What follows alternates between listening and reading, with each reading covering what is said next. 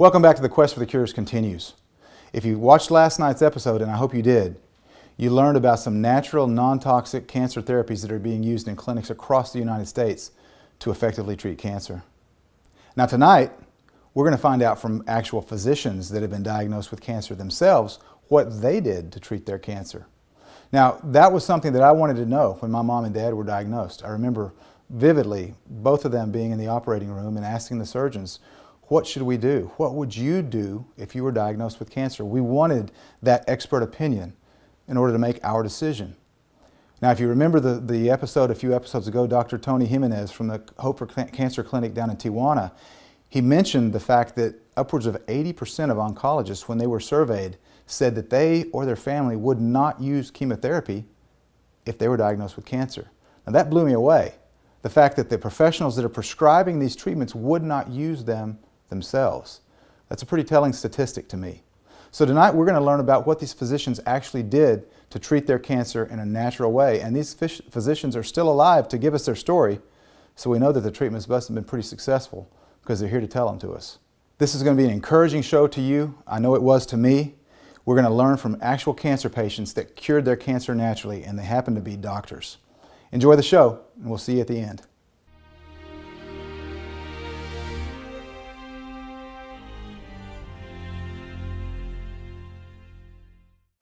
You are sitting here today, you look like a picture of health, but that wasn't the case 4 or 5 years ago. No, not at all. Tell us your personal story. It's been almost 5.5, 6 years ago, I started having severe headaches.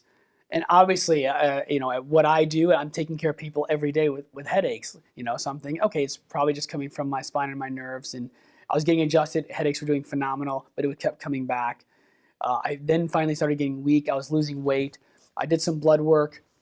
In the blood, white blood cells. I was anemic. Things were going on. At that point, we knew something was going on. I was diagnosed with Lyme disease at that time, so we started taking care of the Lyme. I ran another test, still not feeling good, but ran another Lyme test. Lyme was cleared. They cleared out the Lyme. And so at that point, I knew that there was time for an MRI. So I had one of my doctor, who's a friend of mine, whose wife is a nurse, said, it's time to get an MRI. And I knew it. I knew I didn't want an MRI. I got an MRI about 3:30 in the afternoon, and I say that the timing for a reason. About 3:30 in the afternoon, I had my MRI. They told me they'd let me know the next day the results. I went home, and I slept pretty much 18 hours a day, 19 hours a day. I could barely stand up. I was laying on the couch, and at that time, I woke up to my wife and my oldest son on top of me crying, and it literally was like someone died. And I knew something was wrong at that time, and my wife is crying, and she said they already called for an MRI. And I'm thinking I must have slept I'm thinking it's the next day already. It was an hour and a half, 2 hours later. The radiologist held my x-ray up to the light, or my MRI up to the light, looked at it, and immediately saw 2 huge tumors on my brainstem, and I had 2 small ones by the eyes. He said I needed to get to Northwestern Hospital. Meaning they didn't even want me to go through the night. They thought I literally wouldn't wake up in the morning. It was just that severe. Wow. So I rushed to Northwestern immediately. It was about 5:30. Got to Northwestern around 6:30. When I got there, they assumed that this was benign. They did no other test yet. But they assumed this is going to be benign. We're going to go up there. You're young. You're healthy. It's gonna, we're not going to have any issues with the surgery. So, but I had so much cerebral spinal fluid in the brain because the tumors were putting so much pressure on the spinal cord. Like literally, the spinal fluid couldn't get down my spinal cord. So all the spinal fluid would stay up here. So that's what would create my headache. So if I would lay down for a while and relax, the spinal fluid would be able to settle back down. And so they came in. I walked into the room. My mother had driven about 2 hours quickly to be there. I walked into the room. My mother and my wife were in there. And the doctor looked at my wife and my mother, and they said, you don't want to see this. At that time they had to take a drill and drill down the top of my head here to put a tube down there to start draining the fluid. There was so much fluid in my brain. And you still got a scar there. Yeah, I got a scar here, and I have a scar here. But yeah, so they went down this way to take the fluid out of my brain. Literally, they don't use medication when they put a hole in your head. So they literally, no medication at all. They have to drill a hole down through my head to put a tube into there. And it literally, and people say, what did it feel like or sound Yeah. like? It sounded like somebody was going through tile or porcelain, like they were drilling through the head and then pulling back up. It's like a little Wow. saw, it looks like. So they put the tube in there, and I'll tell you, at that point, you're like, thank God for modern medicine. Yeah. Headaches went away immediately. They got the fluid out of there, and that's what medicine's there for. Medicine's crisis care. I was in a crisis, but there was no way they were going to get me back to health again. But it was definitely there for crisis. They got the fluid out of there. I could function.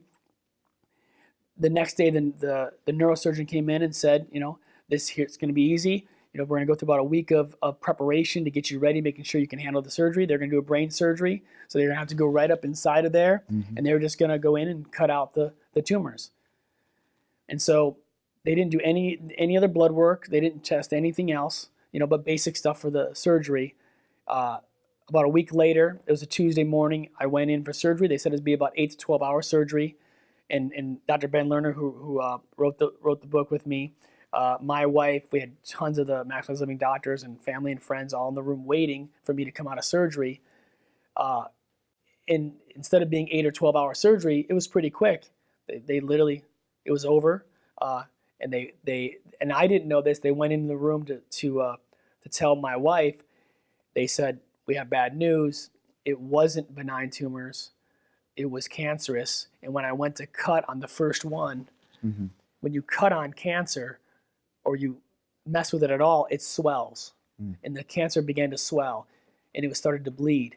And obviously, what does the blood carry? More cancer. So they said that the chances are that I may not wake up in the morning because the swelling was so big in the brain now and the cancer was spreading worse. And so I woke up the next morning and I have a tube down my throat because I couldn't breathe. Tubes coming out of my stomach, tubes coming out of my head. And I'm thinking the tumors are gone. I have no clue what's going on. No one's telling me anything. And finally they told me that it wasn't benign, that this was cancer. And I couldn't speak at all to anyone else. And then they said, we need to do more testing. It's worse than that. So what could be worse than cancer already in your brain and spreading? They said it's worse than that. It's secondary. It's coming from somewhere in the body. So then they went in, did CAT scans and PET scans, and did everything they could for the next 3 or 4 days. They could not find any cancer anywhere else. They couldn't figure out. So finally they had to do a bone marrow test. They went in, they drill your bone marrow, they take out some bone marrow, they test it. About 37 to 40% of my blood was making cancer. And so I was diagnosed at that time with a multiple myeloma, which is the myelocytes that were reacting. So I had all this myeloma and these myelocytes. I had bone marrow cancer, and it was because it was made in the blood, it spread. What was interesting is because of the way I was living, it never went to any other organ. Almost every single myeloma patient, it goes to their spine, their bones crack, and it's a horrible death, where mine only went up to my brain. So whatever I was doing, they said how I was living at least kept it out of the rest of my body, because they figured out it should have been all through my bones. It should have been everywhere else. At that time, they had 2 oncologists. They walked into the room with me to give me the bad news, and they said, the bad news is it's incurable. It's already in your brain.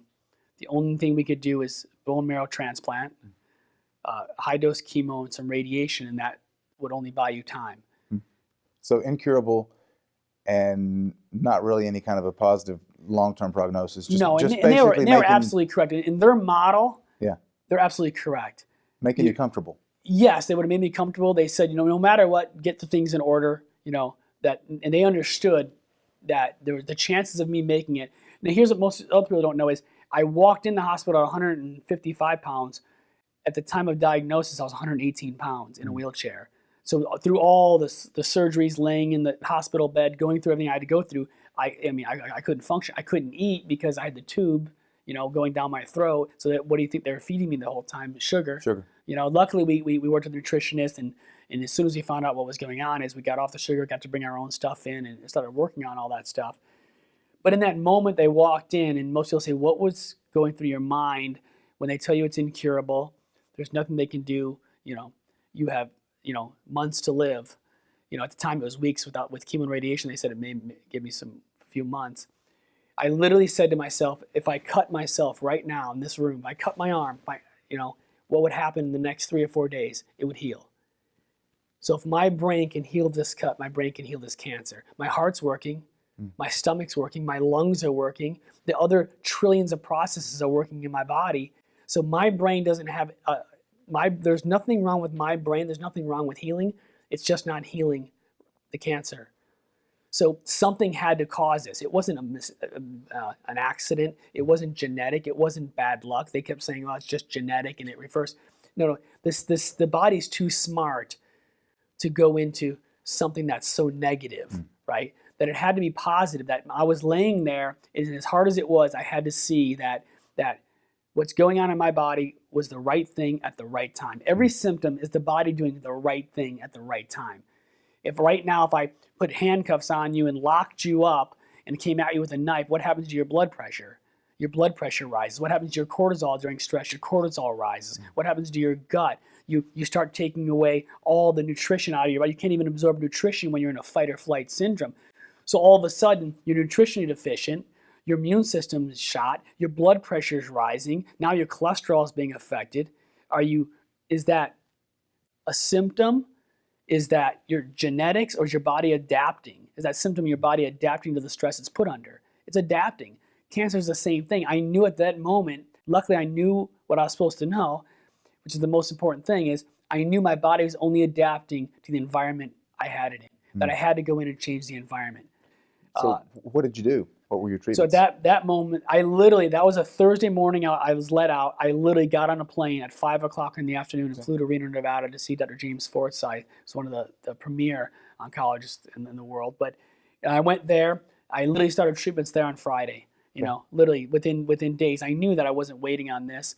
And then at that point, what he was using there is IV vitamin C, poly-MVA. He had his own Forsythe immune therapies. I was doing all different stuff. I was doing all the diet stuff, which I knew how to do, working on all the supplementation, all the exercise work. I was doing all that. They were killing it. And just like I teach now, the number one thing that has to be done when someone has cancer is you have to get to the cause.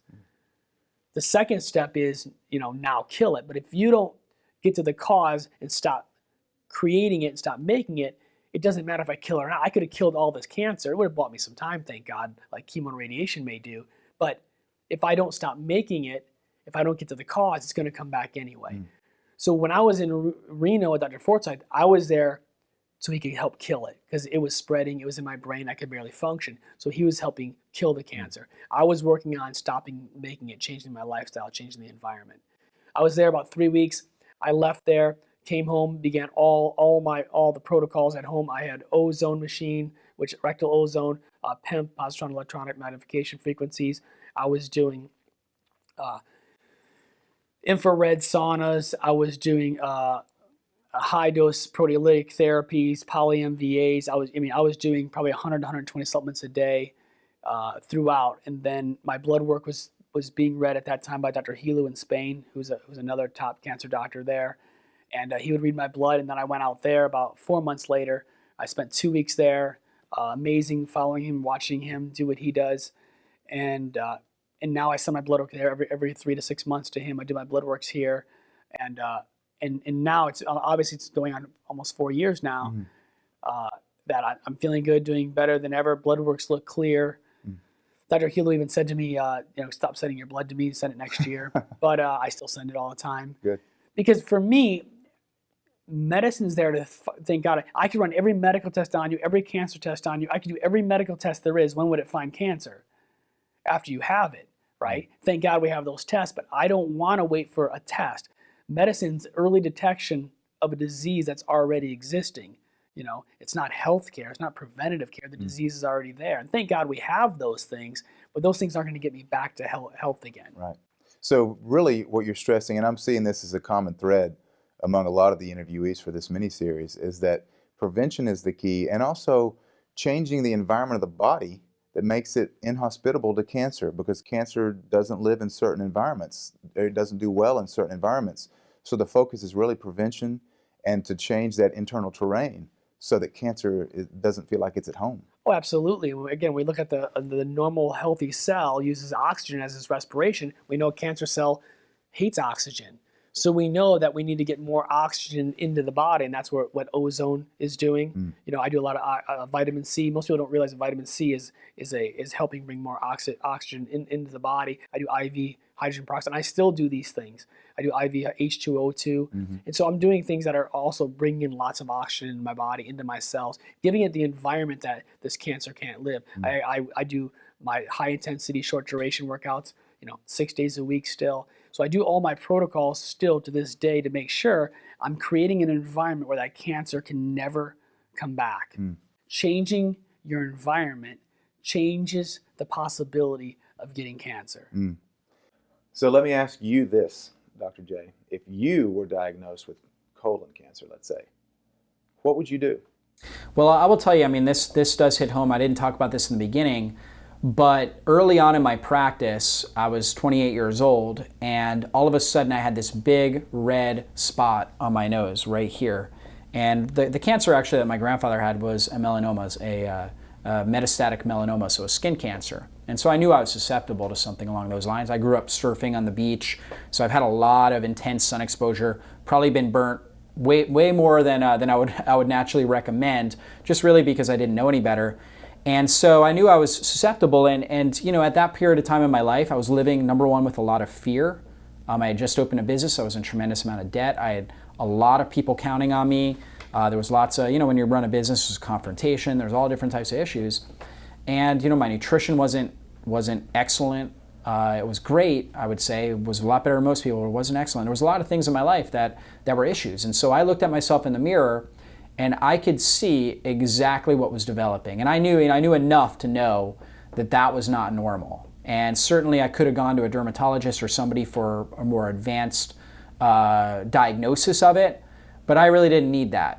To me, it was a wake-up call. And I think really for all of us, we've got to have eyes to see and ears to hear in our own life, because ultimately, if we're living in a way that's just not beneficial to us and the people around us, there's going to be wake-up calls. And I just took inventory of where I was at in my life, and I realized that fear was my dominating thought, fear of failure, fear of letting people down, and I knew I needed to work on myself mentally, emotionally, spiritually. I looked at my nutrition. I realized, there was probably way too many carbohydrates in there than there should be, okay? And so I took out the carbohydrates. I went ketogenic. I was overtraining. I was actually exercising too much, so I really focused on rest, really resting my body well, because I was in a state of adrenal fatigue. And so I really needed to rest effectively. And I just took inventory of all the different areas of my life, sort of doing more detox, really trying to detoxify my liver, utilizing some different supplements, some different advanced strategies. In a matter of 2 months, it completely went away. And so to me, it was just, it was really just a message that, hey, my body can heal itself. I just need to line up with the right principles. And certainly, I wouldn't say I was in an advanced state of cancer, but I was looking at something that, had the potential to kill me. And, by just heeding that warning, taking inventory of my life, really getting it under check, I was able to heal myself naturally. And so I would take the same approach. Question for you. Okay. If you were diagnosed with cervical cancer, Okay. what would you do? Would you give me your steps Right. to treat cervical cancer? Well, I'd go through the organ cleanses. I do them twice a year, minimum twice a year. You can do them as often as every 3 months if you want. Okay. Most people are able to get them in twice a year. They pick a What do season, you- spring or fall. What do you mean organ cleanses? Organ cleanses, you want to do the 5 major ones, and this is to make sure you have toxin removal, free flow of toxins coming out of the body. So when you have too many toxins, it compromises the system. It becomes a weak in the chain, a link in the chain, and you can develop a problem. So you do your bowel cleansing. You do it in this order because you want to open the last stage of toxin removal first. So normally the blood would be filtering toxins to the liver, and then the liver will neutralize those impurities with an enzyme called P450. And then the residues go to the gallbladder, and the gallbladder will dump those through the bowel, through the duodenum and the urinary tract to leave the body. So you want to open the bowel and the urinary tract first. So those are the colon cleanse and the urinary tract cleanse you want to do. Then you can move to the liver and gallbladder and then blood system. So once you've got the system purified, make sure you don't put anything in there that would compromise, recongest the system is usually how I put it. So, do your green vegetables. You may want to do some juice therapy, do some spirulina and chlorella protein in your juicing, and just get some organic whole foods into the system and get away from the processed foods, no processed foods. Now, there's even some herbal boluses that we instruct folks that they can use to get to the area a little quickly. They can do castor oil packs to draw more cancer out through the skin. You can do a combination of things, not just one thing when it comes to cancer. You can kind of pound it from different areas and just get it to leave the body faster. Well, that is consistent with your cleanse and nourish. It You're is. going to cleanse. It's real basic, but it's an old therapy. I mean, it's hundreds of years old, if not thousands of years old, and it seems to be very basic and it's doable. People can do it, and it's not gonna cost them hundreds of thousands of dollars like they would for medical treatment in a hospital. Right. So let me ask you this, Mike. What would you do if you were diagnosed today with prostate cancer? What would be your protocol that you would, and I'm not asking you to recommend this to anybody. Right. Okay, we don't do that. Yeah. But what would you do personally if you Personally? said your doctor said you got prostate cancer? Well, first thing I would do is try to understand where did this prostate cancer come from? In a guy like myself who eats very healthy foods and superfoods and leads an anti-cancer lifestyle, this news would be a shock, and the most likely culprit would be an environmental cause, probably a hormone disruption chemical. So I would immediately start to think maybe I'm being exposed to BPA, which is probably true. I'm sure I have some level of BPA in my blood. Right. It's almost impossible to get rid of. And real quickly, what is BPA? Oh, bisphenol A, hormone Which mimicker. is a hormone mimicker that's It's a in what? plasticizer. Okay. And it's in plastic. receipts. See, this is the thing. When I take a receipt from a place of purchase, I'm touching that receipt, and I'm getting BPA from that receipt. I haven't yet made Because the it leap. stops the ink from dissolving coating. after time, right? Yeah. It stops. Okay. Right. So we'd figure BPA. So then, in that case, you'd want to get hormone-sensitive superfoods or superfoods that interact with that metabolic pathway, which would be, for example, I3C, indole 3-carbinol, which is one of the medicinal phytonutrient constituents of broccoli. Yeah. Yeah, the cruciferous vegetables. So I would immediately start doing that. If it were prostate cancer, I would also really up my dosage of resveratrol Okay. and zinc. Both of those things are very, very useful for prostate cancer prevention. You can get zinc in pumpkin seeds. So I would probably increase my intake of pumpkin seeds. Okay. There are also pumpkin seed proteins out there that maintain many of the phytonutrients of the pumpkin seed. So I would start to become a pumpkin seed protein smoothie guy Okay. with a lot of resveratrol. I would also eat red grapes with their seeds, and I would specifically chew on the seeds to release the many beneficial nutrients that the seeds contain. I'm glad you mentioned that because one of the frequent questions that I get from people is, if there's all this nutrition in the seeds, should I chew them? You should chew them. Absolutely. Otherwise, they just pass right Of course, of course. One of the things that I learned being a lab scientist is that human digestion is very, very weak. When I built the gastric acid digestion simulator, at first I thought I'd made a mistake because most of the foods that I ran through the simulator were not well they didn't get digested. digested. It turns out that chewing is the single most important step in the digestion process. Yes. We actually now have to pre-chew with a chewing device before we put foods into the gastric acid simulation. It's a gastric acid. It's a synthetic gastric acid, I should say. It's not a computer simulation. Right. It's a physical process. Yeah, sure. But if you just take, for example, beef jerky, and you put it into gastric acid, that's the same pH as human It'll pass right digestion through. acid. It barely gets digested at all. Yeah. Chewing, I'm glad you mentioned that because chewing is so important. Yeah. Not only does it help you to digest the food, but it also releases enzymes. Yes. As you chew the food in your mouth, it releases enzymes that help you to digest the foods as well. You're right. And as a detox technique, chewing the foods also increases the surface area of the insoluble fibers. Many of the fibers in a chunk of food are locked inside the food. And if you want those fibers to be beneficial to you, to bind with all the things we've been talking Yeah, about, the toxins, mercury, the heavy lead, metals, whatever, arsenic. You need those fibers to be available, physically available to the digestion liquids. Right. Chewing is what allows that to happen. The other big aha in all of this is that it gets us back to the amazing power of a common sense whole food diet. Yeah.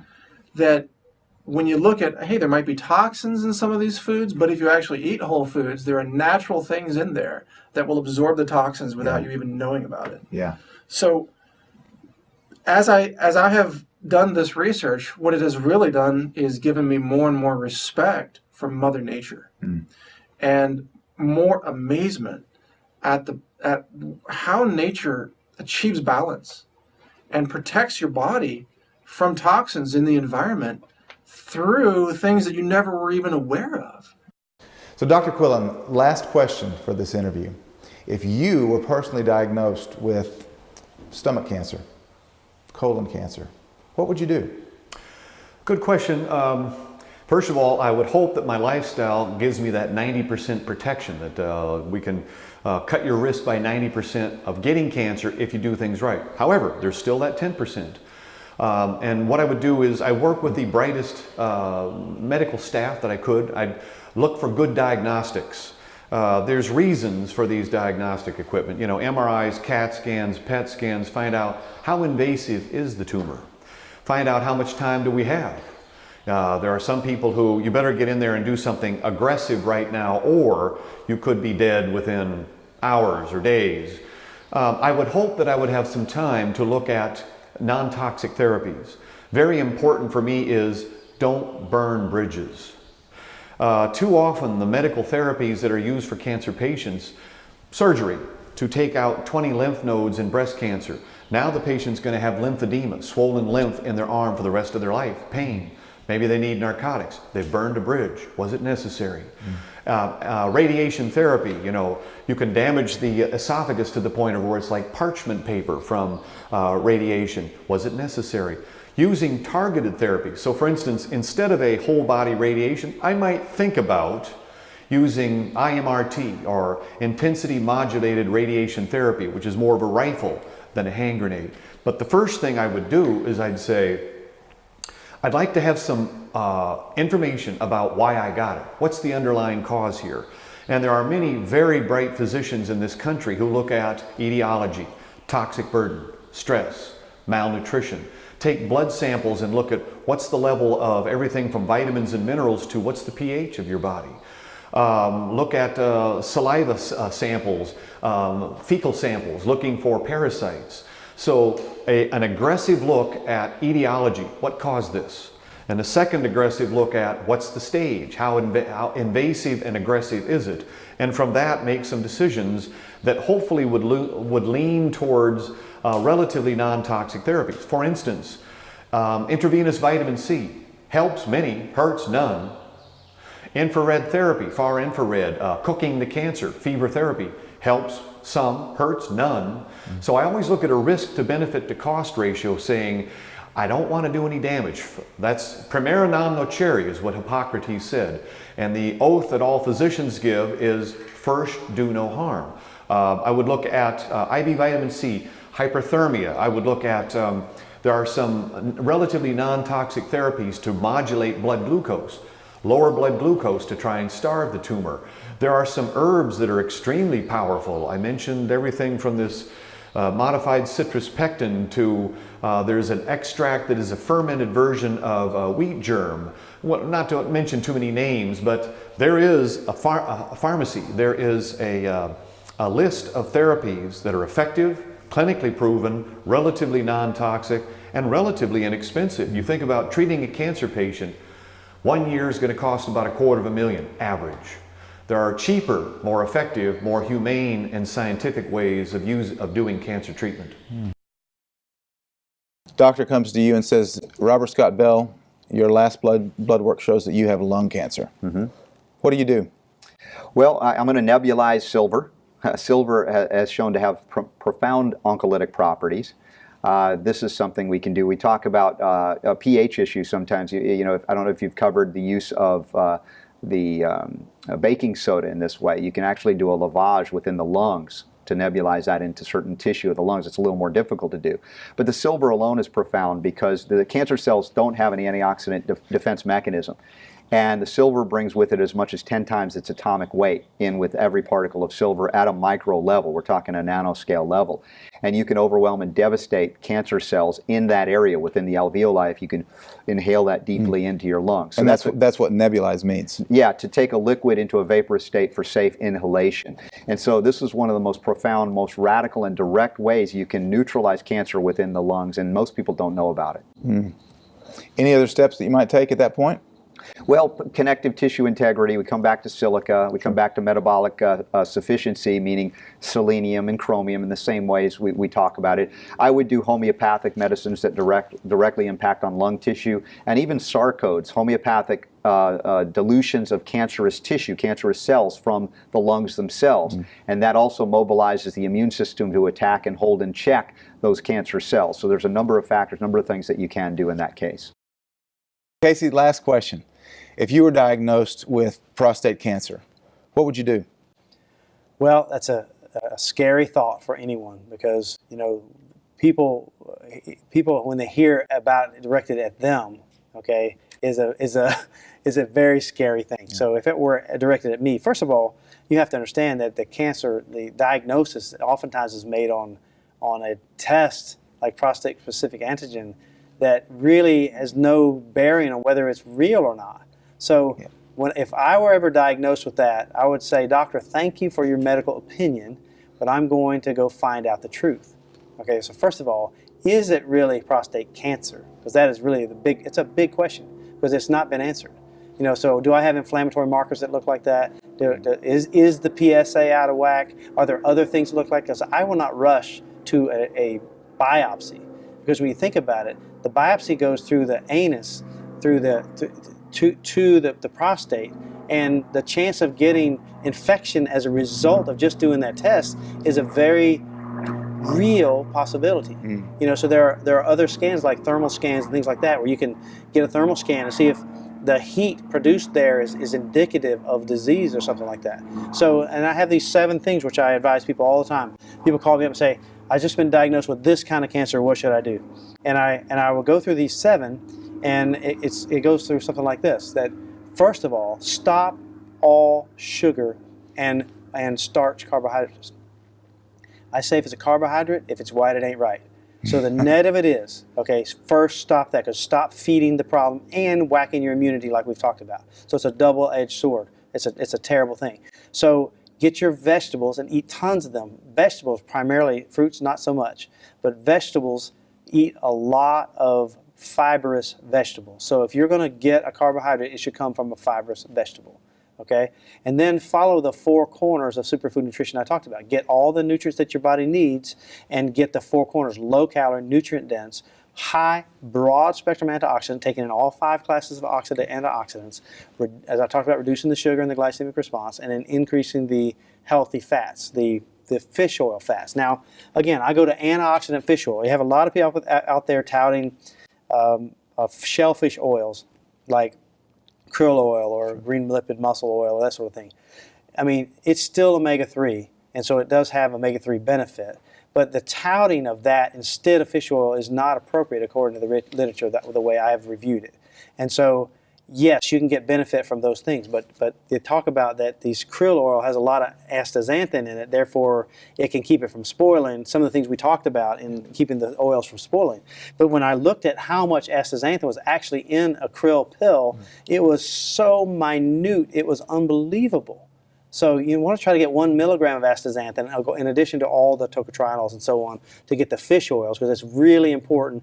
Now, we talked about all these things I've talked about already are reducing inflammation and reducing glycation and oxidation and angiogenesis. So I personally would go on a fuel fast. I would have living fuel for breakfast, lunch, and dinner for until I decided what path I was going to take to deal with this diagnosis of whether it was real or not. And then things like resveratrol. It's a very powerful antioxidant, but that's one of the ones that you ought to be taking. And then curcumin, curcumin has been shown to be so anti-cancer. There's a lot of research on that now. And recently a doctor sent me a photo which I showed you about this squamous cell carcinoma on the lip of this patient. It was just terrible. And he put this paste with curcumin and coconut oil, and in 2 weeks it was gone. And I don't know what the biopsies look like in that, but the point is just this, is that nutrition is powerful. It's extraordinarily powerful. And if you start pointing in the right direction and doing some of the things that the research suggests, it has to be good for you. Another thing that's critically important is vitamin D levels. I would say, I would make sure that mine already are, but if I was in that particular situation, I would make sure that my vitamin D, 25-hydroxy vitamin D level was in the 70 to 90 range in a test. And so that's one of the first tests I would get. I would get, all the tests, including the inflammatory markers and so on, but I would get a vitamin D3 test or vitamin D, 25-hydroxy vitamin D test to see where it is, because vitamin D is the immune modulator of the body. So having your vitamin D levels at the right level is imperative in this particular case. And then another thing I would do is I would take significant amounts of vitamin A, because it's also an immune enhancer. And then there's some well-known mushroom extracts that enhance immunity too. Now I'm saying this is not a treatment protocol I'm giving anybody. What I'm saying, this is what I tell people: do these things while you're figuring out what it is that you're going to do. Because see, this business called medicine, or business called cancer care, it does a lot of fear to patients. You have this problem, we need to deal with it now. But the truth is that it most likely is not that level of emergency. Now, it can be, but most likely you have some time to get a second opinion, to get your bearings, get your brain working, and go to somebody like Ralph Moss or somebody else and buy a report, because he has a great report, which I always send people to get this report. It tells you what are the types of care used for that particular kind of cancer out there, and what are the success rates of the various ones, and who are the practitioners that are doing it, and what are the alternatives. That kind of information is incredibly powerful, because it's put in a way that you can literally hand that to the doctor, and it's scientific documentation. They have to go, well, yeah, I guess that does make sense. And if your doctor refuses to work with you or tells you that you should not take antioxidants during cancer care, you might want to consider a different doctor, because the literature is not backing that up. Could you please share with us your own breast cancer conqueror story? Well, fast forward, I'd been in practice 24 years, and typical morning, rushing to the office, jump in the shower, and I felt a lump on my left breast. And I knew innately at that point it wasn't fibrocystic, it was an unhealthy lump. So I had it diagnosed with unconventional methods, and it was, diagnosed as breast cancer. I had seen in my practice that patients who chose traditional methods of cut, poison, burn didn't fare well at all. I mean, they suffered so much from the side effects of those treatments, and many of them died as a result of the treatments, not so much the cancer. And on the flip side, I saw patients who were using gentler methods of healing, following the anti-cancer protocols that I was recommending, and they were getting amazing results. So there was no doubt in my mind what I was going to do and which path I was going to follow.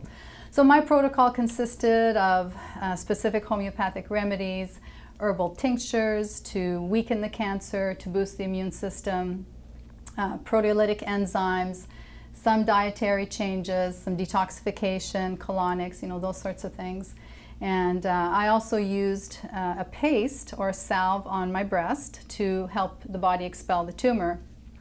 In the paste, there's an herb called bloodroot, and bloodroot has an alkaloid or a plant compound called sanguinarine, and that particular compound goes after cancer cells and kills cancer cells without touching healthy tissue or healthy cells. So you can actually take bloodroot internally, or you can apply it superficially to very superficial tumors like skin cancers and breast cancers and that sort of thing.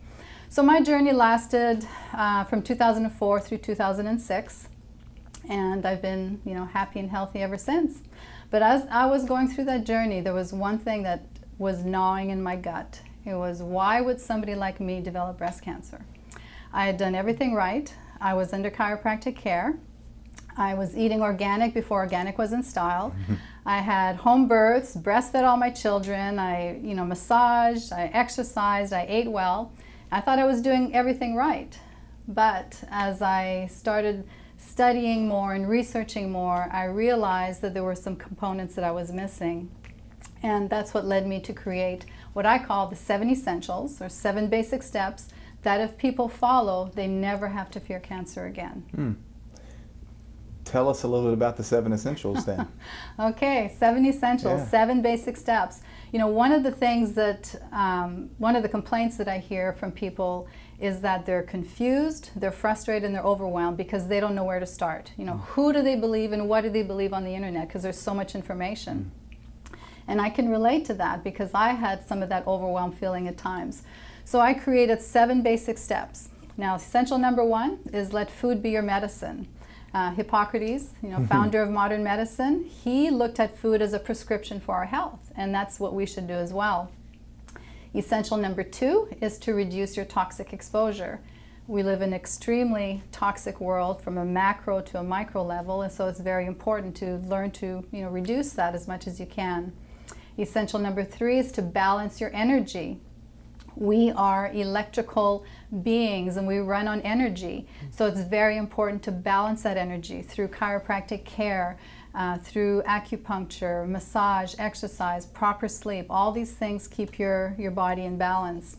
Number 4 is to look at the emotional wounds, heal the emotional wounds. And this is something that a lot of people kind of like to skim over. You know, they don't want to think about the hurts and the childhood wounds. But unless you heal those past relationships, you learn to love yourself, you connect with your Creator, you're not going to truly heal the body, because this healing is not just physical, but it's also emotional and spiritual as well. Essential number 5 is to embrace biological dentistry. Look at what's in your mouth, because we know that the metals in your mouth, the root canals, can affect your body from a chemical point of view by the toxins that they're giving off, but also from an energetic point of view. If there's a root canal or a heavy metal in a tooth that corresponds to a specific organ, that in time is going to weaken that organ because of the acupuncture meridian system is being compromised there. So biological dentistry, extremely important for true health. And then number 6 is to repair your body with therapeutic plants. There are literally thousands of published studies, as you know, that prove the power of natural medicine. I mean, there's everything from every herb, every type of food that has shown the benefits of boosting the immune system and weakening the cancer and preventing cancer. So learning about those plants and those supplements are extremely important for a healing journey. And lastly, number 7 is early detection through thermography and through specific blood work. Now, thermography is a technology that reads the infrared heat that's coming off the body, so it can detect physiological changes happening at a very early stage. We can't say that it diagnoses cancer, but it can detect some changes on a cellular level. By the time a person finds a lump or bump in cancer, that tumor has been there 5 to 8 years. It takes that long for cancer to develop and show up. And then there's also specific blood work that most people don't know about. Traditional medicine doesn't use them, doesn't recommend them, but there are ways to measure hormone production and enzyme production of cancer cells at a very early stage, again, years before they develop and years before they're seen on a regular blood test. So those are it, 7 essentials, 1 through 7. Follow those things and you never have to fear cancer again, or any type of disease for that matter. So AJ, let me ask you a question. If you were personally diagnosed with, say, prostate cancer, like your grandfather had, what would be the steps that you would take to treat it? You know, I've been asked that question many times. You know who William Donald Kelly is. I am a tremendous believer in what he has done, not only because of what I've read in his book, but I've probably over the years met close to 100 survivors. I'm talking about not 3-year survivors, 5-year. I'm talking about 10, 15, 20 plus year survivors. One of my closest friends, Dr. John L. Tate, up in Spartanburg, South Carolina. He's a 40 plus year cancer survivor from prostate cancer. I've met women with breast cancer. I actually met somebody, a 15 plus year survivor of pancreatic cancer. 15 years? Yeah. And to me, anecdotals, if that's all you got, if all you've got is, well, Johnny was sick, Johnny showed up, Johnny got these pills, now Johnny's better, that's what I talk about an anecdotal. But when you got the medical records, you got the pictures of the tumors, you got, you know, the befores and afters and spades. As a doctor told me one time, Mr. Lanigan, you can't argue with results. You don't have to explain it. I see the pictures. And I'm inclined not to believe one doctor who told me one time, well, you know, cancer sometimes cures itself. There's a reason. And after 15, 16, 17 years in enhancing the immune system using beta-glucan, I've seen tumors disappear. I've seen doctors in amazement. How, are these the right records? Is this my patient? I mean, because this can't be, because we haven't treated you yet with chemo and radiation. Your cancer can't be getting better. Your cancer can't be gone. People who have embraced certain diets, coffee enema is one of my favorites. As Dr. Tate used to always tell me, man, that coffee's good, but you're putting it in the wrong end. I actually tried a few coffee enemas. I'll be honest with you, I'd probably enjoy being in a fist fight. But if I had cancer, I'd figure out a way. If you could, tell us a little bit about your personal experience. You mentioned prostate cancer. What did you do to treat your own cancer? So I had been vigilant about prostate cancer because my dad had prostate cancer, and I saw what he went through. So he had the prostatectomy, and I saw the results of that.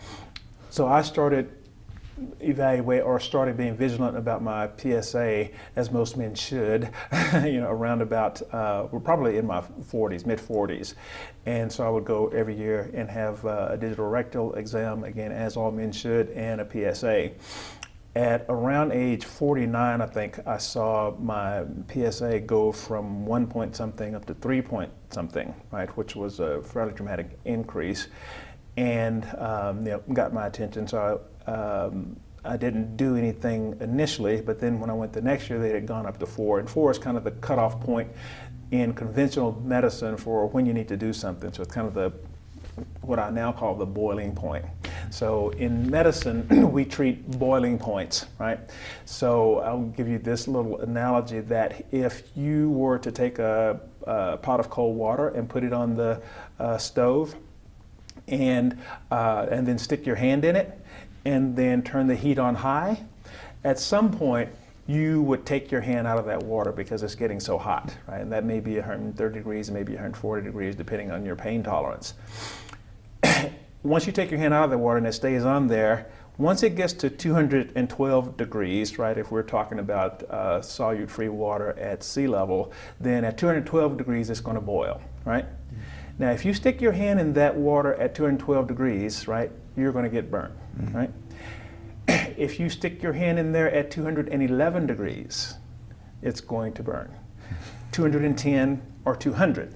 So it's not a good idea to wait till the boiling point, right, to make that an actionable time for you to intervene. But that's what we do in conventional medicine, right? So that water's getting hotter and hotter and hotter and hotter here, and your A1C gets up to 5.7 or 6 or whatever the number is, and that's the boiling point. Now all of a sudden you had diabetes, right? Let's say your hemoglobin A1C at 6. Well, what were you at 5.9, right? You weren't boiling, but you were still hot enough that you're getting burnt, right? Same thing with high blood pressure. So with the PSA, the boiling point is 4, right? So that's when they say you need to get a biopsy or whatever. Well, what was it at 3.9, right? We should be looking or investigating why PSAs are elevating when they get anything above 2. Right, so above 2, you've either got some type of infection or you have, or you got cancer, right? If you hadn't had trauma or some of these other things. So when I got up to 4, I approached one of my instructors here. I've lived here in Amarillo. I went to medical school here, finished up medical school here in Amarillo, so I know, many of the doctors, and many of them had been my teachers in medical school. And Mike Wilkerson is a local urologist that I had studied under, really good guy. So I went to him. And I was only 50 years old and very good looking. so it's hard to believe, looking at me, that I've got cancer. So he didn't believe that I had cancer and told me most likely this was an infection, let's take some antibiotics and then we'll check it again. And so, I went with his recommendation and we did that, and the number went up. And so I said, Mike, I think it's time for us to do a biopsy, and he agreed. And there was cancer, and there was not just cancer. I mean, it was widespread cancer, as you'll see on the documentation. So, so I had taken care of my mother. She had been diagnosed with colon cancer back in 2000, and we did the natural immune boosting therapies on her. They had given her 6 months to live, and she lived for 6 years. And so I started doing the same thing with myself. At this time, I was headed on my way actually up to be with Dr. Jonathan Wright, to work with him in the clinic up there in Renton, Washington. And so he and I put our heads together, were able to put our heads together and to start to do some things in order to boost up the immune system, 2, maybe to kill off some of the cells, because there will be some cells that refuse to change. And so we started doing those things, and made the numbers come down. One of the things that we did out there, I was able to do it out there because of the laws out there. Medical marijuana is legal, so we did the medical marijuana. We did high-dose vitamin D. We did this immune therapy called the universal oral vaccine.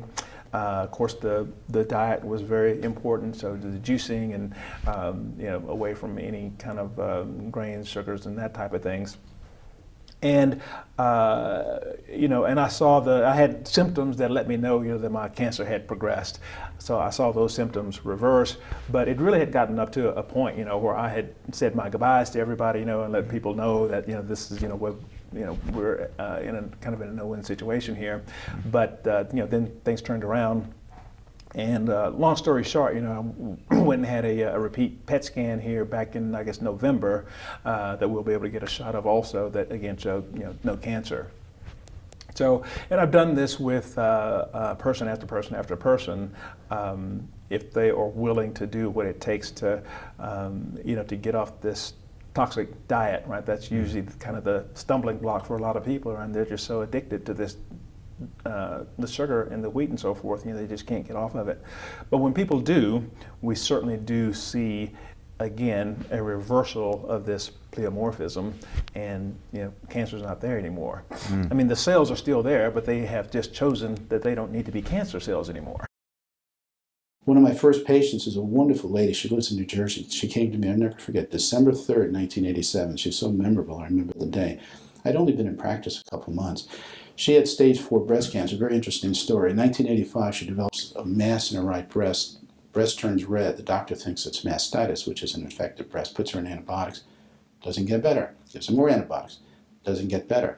The breast gets bigger, redder, looks nasty, so he sends her to a surgeon, biopsies it, comes back inflammatory breast cancer. As physicians know, inflammatory breast cancer is the most aggressive type of breast cancer there is. It's virtually incurable by standard approaches. It was huge at that point, so big that when she was sent to the surgeon for surgery, he said, it's too big, I can't operate on you. What you need to do is have radiation first to shrink it down. She goes through 5 weeks of radiation. The tumor shrinks down enough so the surgeon said, I'll try to take it out. Takes it out. It was 8 centimeters, which for a breast cancer after radiation is huge. But more importantly, 17 of 17 lymph nodes were involved with cancer. All the lymph nodes that were evaluated had cancer, which is a dire prognosis. The way it works in cancer medicine, whenever you have more than 9 lymph nodes involved, it's a death sentence. They did a bone scan, but they didn't see anything in the bone. But when you have 17 out of 17 lymph nodes positive, you're dealing with deadly disease. Her oncologist decides that they're going to give her aggressive chemotherapy, a triple agent regimen, very aggressive. In those days, it was the standard for metastatic disease: CMF, Cytoxan, methotrexate, 5-fluorouracil. Those are the three drugs that he was developed in Italy. They tell her that this won't cure her, but it might prolong her life, so she starts doing it. 2 years into it, August 1987, she develops pain in the sternum. They do a bone scan. She's got multiple lesions in her ribs consistent with metastatic disease, a huge tumor in her sternum. They do an x-ray, confirms the tumor. The guy, the oncologist, honest guy, throws his hands in the air, said, nothing else we can do. Now, I'd only been in practice 2 months. It's not like I had this kind of international reputation. I was like, as well known as dog poop. No one knew who I was. I happened to be on the Bob Atkins show. Bob Atkins is an old friend from my journalism days. I'd included him in a couple of my articles. So we remained personal friends. He had a very well listened to national radio show back in those days. And he knew about my Kelly study. I'd given him a copy, which I couldn't get published. And he had me on a show. And this patient's social worker that she was consulting with because of the stress of cancer happened to have an interest in alternative medicine. She actually, ironically, she worked for the American Cancer Society. She kept her interest in alternative medicine secret. It's like pornography. You have to keep it secret, You'd have to hide it because they might do something. She might lose her job, end up in jail. So she had a secret interest in alternative medicine, heard me on the show, and she tells the patient, you got to see Gonzalez. Even though I'd only been in practice 2 months, there was something in the radio show, and Bob gave me like an hour, that resonated with a social worker. And the patient believed what the social worker said, came to see me. Now, it's interesting, 1987, been in practice 2 months. Why would anyone trust me when we're dealing with stage 4 cancer? But she did. And we've learned often the difference between success and failure is the attitude of the patient. We treat people biochemically. Yeah, my goal in life, once I adopted science as my new lifestyle, was to spend my life at Sloan Kettering doing basic science research. I never even thought I'd see patients. But I've learned I had to change that. I learned a lot of this from Kelly, that the attitude and the mind of the patient is the single most important determinants. Patients that are at peace with their situation, have faith in the practitioner, always do the best. I always tell patients, if you don't trust your practitioner, whether it's me, Joe Schmo down the street, Sloan Kettering, leave. Find someone you believe in, because your lack of belief or lack of faith or lack of trust will undermine your treatment, whatever it is, chemo, radiation, wound. She trusted me from the beginning, did the program. I don't know why she did, but there was something that resonated. We got along great. Did the program. Didn't want scans, said, what's the point? They told me I'm going to be dead, so why do scans? Why expose myself to the radiation? Even back in the 1980s, she was thinking like that. Finally, 2001, 14 years later, I said, look, I'm trained as an academician. Humor me. Do a bone scan. We won't do CAT scans. Okay, I don't want you getting the radiation. Let me do a bone scan. She did. All the tumors were gone. And she's alive and well now. It's, 26 and a half years since her diagnosis with stage 4 metastatic inflammatory breast cancer, developing metastases while on aggressive chemotherapy with total regression of disease on my treatment, 26 and a half years out. I'm trained as kind of having been a journalist, so funny, it's like I have a different personality now. I'm obsessed with the conventional medical literature. Friday evenings I'm reading medical literature, and I study the literature because it helps me in my own work. I know of no case in history of medicine of a 26 and a half year survivor of metastatic inflammatory breast cancer into the bone, developing metastases while on chemo, who had total regression on a nutritional program. I don't know of any other case. What was the name of your 2010 book that you finally, I guess, got published? One Man Alone, an investigation of nutrition, cancer, and William Donald Kelly. And in there we have the 50 case reports. Now initially, the patients actually gave us permission not only to use their medical records, but to use their name. But with the internet, we don't want these people, and a lot of them are still alive. They're still in, the 80s, some of them in the 90s. So we don't want them being harassed and reporters tracking them down. So we blanked out their names with one exception. Arlene, I can use her name because she's a good friend. In fact, she called today, so I got to give her a call. Arlene Van Straat, she was one of Kelly's great patients. I now follow her. 1982, Appleton, Wisconsin, typical American success story. She and her husband ran a gas station 7 days a week, worked their tail feathers off, added a store to it. They were later bought out by a big chain and became, they were able to put let's put it this way, put their grandkids through college. She starts getting gallbladder pain, and doctor said, you got gallbladder problem. This is 1982, before they routinely do CAT scans. They take her to surgery, take out a gallbladder, open her up. She's got a tumor in the pancreas, tumor in the liver. They biopsy the liver lesion. It's adenocarcinoma, metastatic pancreatic. Close her up, meets with an oncologist, said chemo was going to do nothing. This is 1982. Still does nothing today, in 2014. Goes to the Mayo Clinic, and I have the note from the Mayo Clinic guy. He said, I'm not going to give you chemo, just ruin your quality of life, enjoy your life. Well, she went to the best of the best. They said they can't do anything. Learns about Kelly from his 32-page book, One Answer to Cancer, 1969, on a local health food store. Reads it, calls Kelly. Kelly says, well, I've trained this chiropractor locally. He trained some people who does it really well. He's near your town. Why don't you go see him? She does. Under Kelly's direction, goes on the program. Well, she never went back to another doctor. Never had a scan done. Well, the fact is, here it is, 2014. She's alive and well. Interestingly enough, paradoxically, ironically, today she called, so she wants to chat. Usually it's about her family. She's 32 years out. August it'll be 32 years. Stage 4 pancreatic cancer, biopsy-proven liver metastases, confirmed at the Mayo Clinic. To put it in perspective and to give Kelly his credit, I know, and I searched the literature religiously, I know of no patient in the history of medicine with stage 4 pancreatic cancer, adenocarcinoma, the worst kind, biopsy-proven liver metastases, confirmed at the Mayo Clinic, not some local hospital in Guatemala, but by the Mayo Clinic, who's alive 32 years later. I've never found a case like that. I've challenged doctors at conferences when I lectured to match it, and they've been unable to do it. 32 years. August 1982, she was diagnosed stage 4 pancreatic cancer. Pancreatic cancer. Alive 32 years later. Now, I cannot say the tumors went away because she's refused to do scans for 32 years. But she's alive. She's alive, yeah. That's all you need to know. You don't need to know anything else. The average survival for stage 4 cancer, pancreatic cancer, in those days and today is like 3 to 4 or 5 months. Nobody lives beyond about 18 months with that kind of disease. Once it's in the liver. And this is 32 years. 32 years later. Now, if she'd been a conventional patient treated at a conventional institution, the American Cancer Society would have held a press conference. It would have been on the cover of Time magazine. Oh, yeah.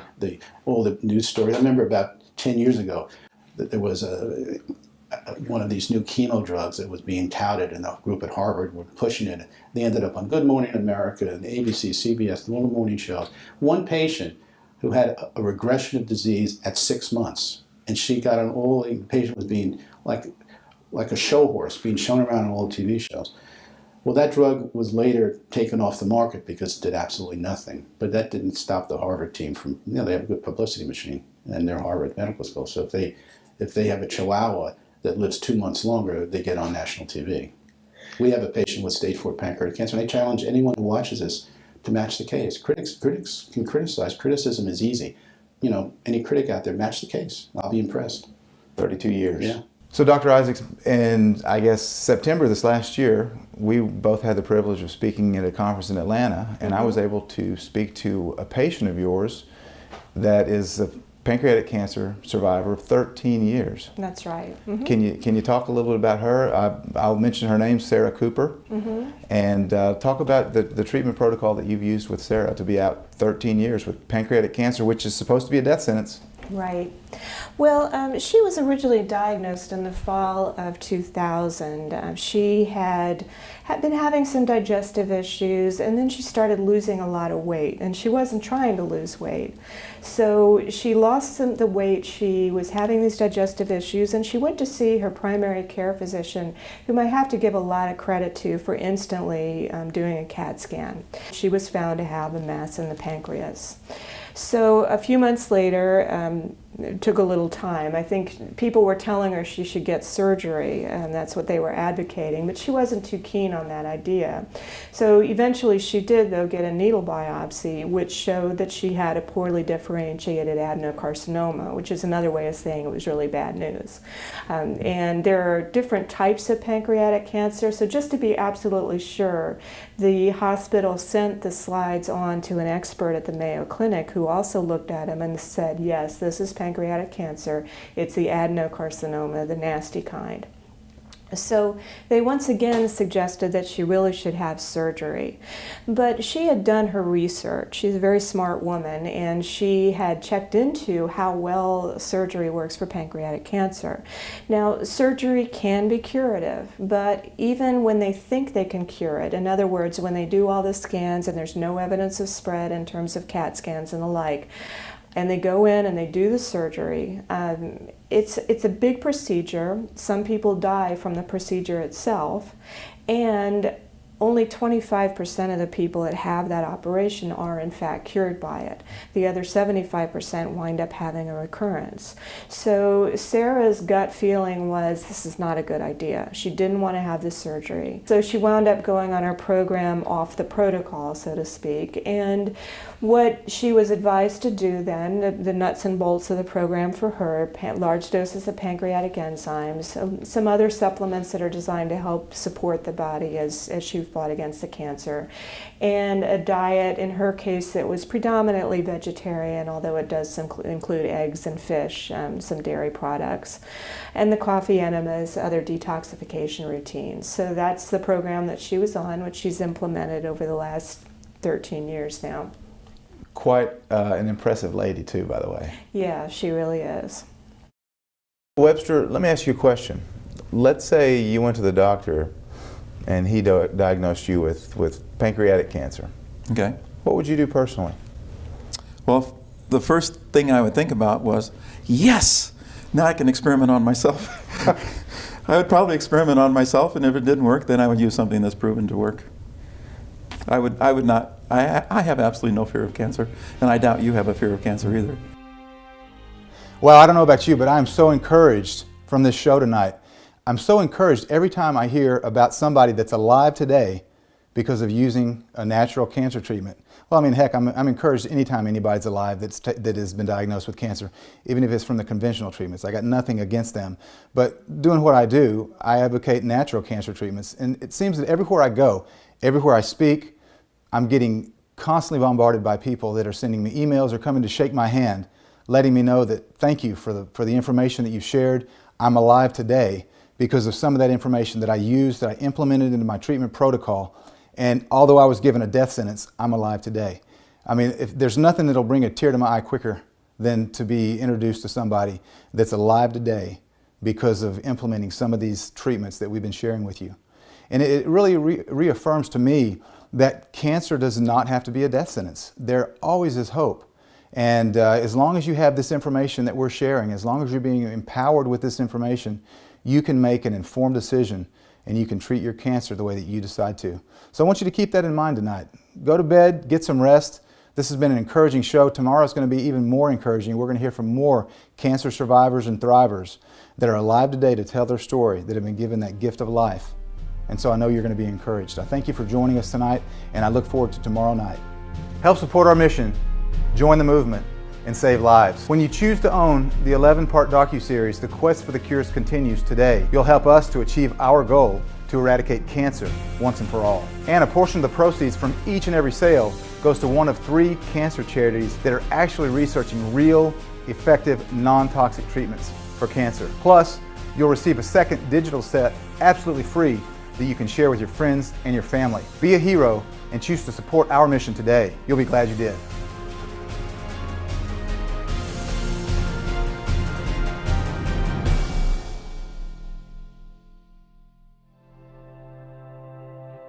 I hope that one message that's coming through loud and clear throughout The Quest for the Cures Continues is that freedom does matter. Not only our freedom to choose treatments for cancer, but also our free access to nutritional supplements. One person who's fighting for our freedom to choose worldwide is Dr. Rob Verkerk, who's the founder and director for the Alliance for Natural Health International. I'm here with Rob Verkerk with the Alliance for Natural Health International. Rob, thank you for being with us tonight. Hey, fantastic to be with you too. And what I want to do is get you, first of all, to tell our listeners exactly who you are and what you're doing with the ANH. And then I got a couple other questions for you. So first of all, just kind of give us a background on you. ANH is all about working very hard to protect sovereignty over our bodies in order to be able to manage our health, have freedom of choice, ensure that there is informed choice to make those choices, and allow people to manage their health in the way that we have already been doing for many hundreds of thousands of years. And of course, modern science comes along now, and coupled with what we already know from traditional systems, most of the solutions to most of the big diseases that are out there that are creating a huge burden on healthcare systems around the world, the information is available, but it's not getting to people. And there's a whole regulatory movement that is being developed by very large corporations in cahoots with governments that is increasingly impinging our ability to choose products that can really transform lives, transform the quality of lives, and eliminate the burden of disease that is really crippling society today. So you mentioned regulatory agencies. Now here in the United States we think of the FDA, but you're working with ANH International. Is the FDA the only regulatory agency that we need to worry about? Not at all. The FDA exists in different forms in all other countries. In some cases you have authorities that, like the FDA, that deal both with food and with drugs. In other parts of the world you've got specific food authorities and other drug authorities that are somewhat separated. the difficulty when you have the same people dealing both with food and drugs or sharing offices within similar buildings is that they inevitably develop a system of regulation that works for the corporations that supply the largest amount of money to those governments.